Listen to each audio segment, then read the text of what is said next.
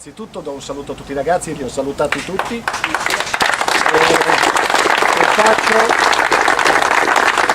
faccio un grande ringraziamento a tutte le persone che hanno operato in queste 2 settimane veramente per crearvi anche una situazione per iniziare bene questo campionato, questa stagione. Quindi un ringraziamento a tutti quelli che hanno lavorato qua, che sono stati veramente un grosso supporto. Poi per quanto riguarda la squadra è nuova, quindi voi siete anche tutti quanti per la prima volta che magari vi vedete, che magari qualcuno ha giocato in passato con altre squadre eccetera, quindi anche per voi è un'occasione di rilanciare, di emergere, di fare tante cose. Portogruaro è una bella piazza, la promozione è quello che noi abbiamo potuto dare in questo momento, però per noi interessava fare dello sport, del calcio a Portogruaro.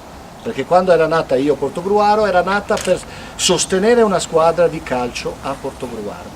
Non voglio parlare del resto, perché il resto ci sono tante opinioni che divergono tra di loro, però noi abbiamo voluto continuare, cioè ciò che avevamo fatto non abbiamo voluto mollarlo e abbiamo voluto continuare a fare questo per il calcio a Portogruaro. Questa è una piccola premessa. E per voi giocatori in bocca al lupo, io spero che date il massimo, lo spirito è importante, qua c'è sacrificio e il mister mi ha detto che ha fame e quindi qualcosa bisogna combinare di buono.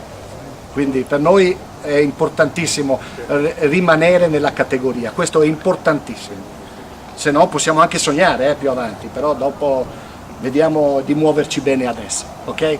Grazie a tutti e buon lavoro. Ragazzi, forza!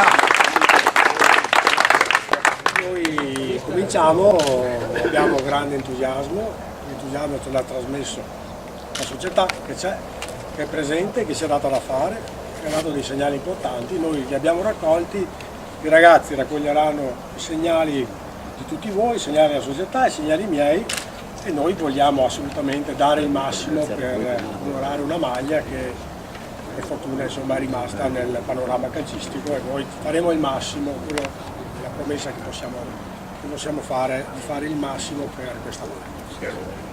Altre parole. Un'altra